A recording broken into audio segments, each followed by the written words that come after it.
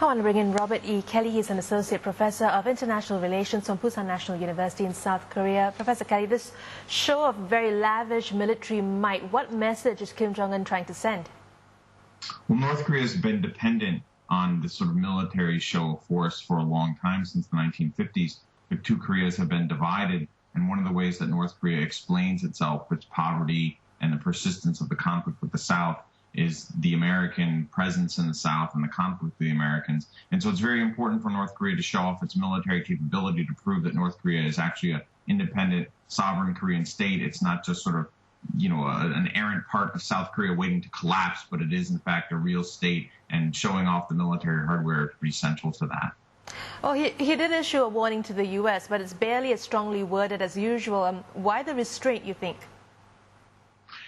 North Korea is sort of in a weird position right now. We don't actually know how capable North Korea's nuclear weapons are, right? I mean, picking a fight with the Americans is pretty dangerous, right? I mean, that goes without saying, right? So the North Koreans, they want to sound tough to their own people. They need to explain that, North Korea is going to stand strong, and that they need to also demonstrate to their own people why the poverty continues. They have to have this constant military readiness against the Americans. But you don't want to provoke a conflict with the Americans. You don't want to provoke regime change or preemptive strikes or something like that, right? It may also signal that the North Korean nuclear weapons that we all think can hit the United States cannot, right? There's a big debate about whether or not North Korea actually has a functioning ICBM or not, right? If they do not, this may be a hint that they're willing to step back a little bit because the technology just isn't there.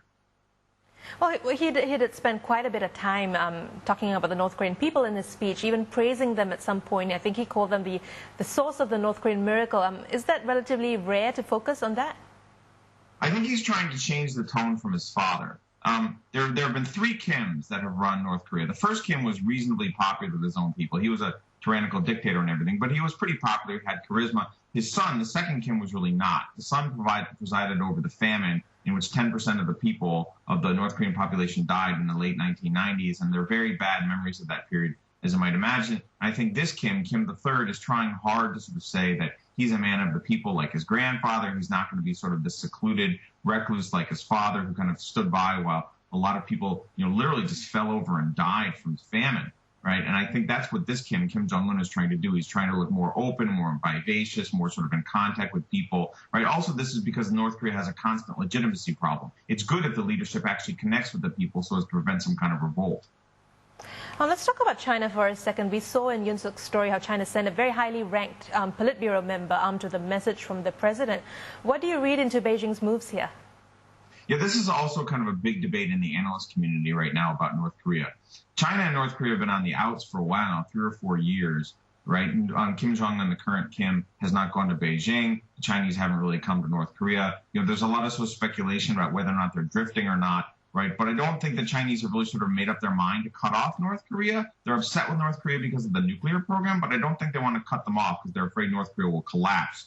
And so I think that's what this trip is. This is sort of a way to signal China's still interested in the relationship, still vested in it, but they don't want to send somebody too high up because they don't want to signal approval to North Korea. They really would like North Korea to denuclearize or at least stop provoking South Korea and the United States. The Chinese don't want a major conflict in Korea. And so sending somebody at the very highest level would send the wrong signal, so you get this kind of middling figure now.